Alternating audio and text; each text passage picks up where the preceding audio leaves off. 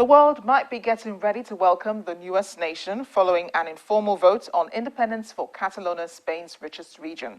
An opinion poll conducted back in 2008 suggests 80% of Catalonians want to be independent of Spain. The region has had its own language, a recorded history of more than 1,000 years, and a population nearly as big as Switzerland, which is about 7.5 million people. This year it marked 300 years since its defeat in the War of Spanish Succession by Philip V. And why did they want to leave Spain? The region, which makes up 16% of Spain's population, accounted for Spanish GDP last year. But there is a feeling of discontent that the central government may be exploiting them.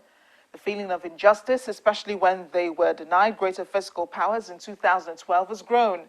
Spain has reportedly been trying to suppress the culture and Catalan identity so much that they feel the need to be on their own.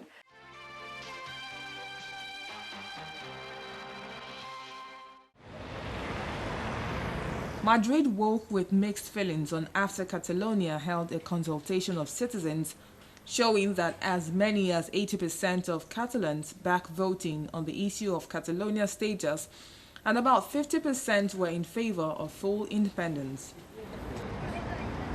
More than 2 million Catalans voted on Sunday in a symbolic referendum on independence from Spain that supporters hope will propel the issue further despite opposition from Madrid's central government. Spanish newspapers reflected the debate surrounding the consultation as Catalonia's president, Artur Mas, dominated the headlines. The front page of right-wing newspaper El Mundo called the consultation a democratic farce, while left-wing El Pas reads, Mas, now the definitive referendum. The consultation of citizens in the wealthy northeastern region follows a legal block by the central government against a more formal, albeit still non-binding ballot, which regional leaders had been pushing for originally. Because of illegal restrictions set on it, the ballot was set up and manned by grassroots pro-independence organizations, and Spanish unionist parties argue that even for that reason alone, it could not legitimately reflect the wishes of anyone. The ballot comes after 2 years of escalating tension between the central and the regional government.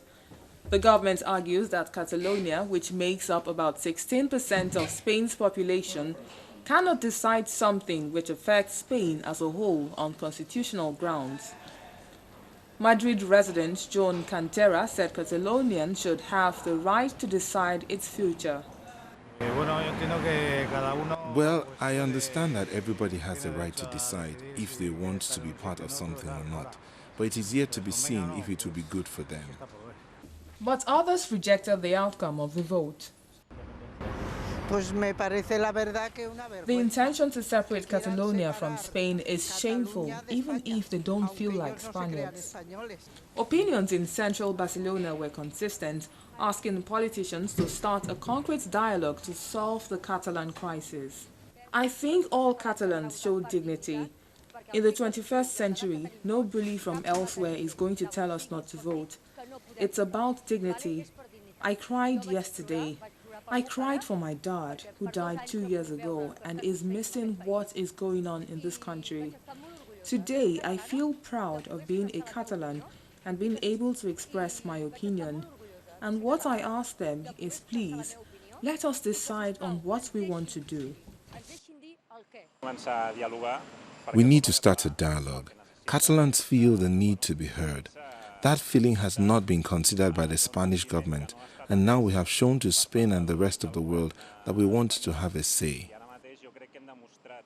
A long-standing breakaway movement in Catalonia, which accounts for 1/5 of Spain's economic output and has its own distinct culture and language, has grown in strength during the recent years of deep recession. In early September, buoyed by a Scottish independence campaign, which ultimately lost out in a referendum, hundreds of thousands of Catalans dressed in the yellow and red of their regional flag packed the streets of Barcelona, forming a huge V to demand the right to vote. Officially suspended by Spain's constitutional court after the Spanish government sought to stop it, Sunday's informal vote nonetheless passed off peacefully.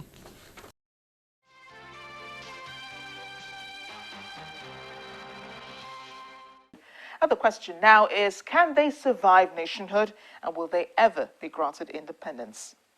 That's Diplomatic Channel this week. Thanks for watching. I am Amarachi Ubani. Have a great week.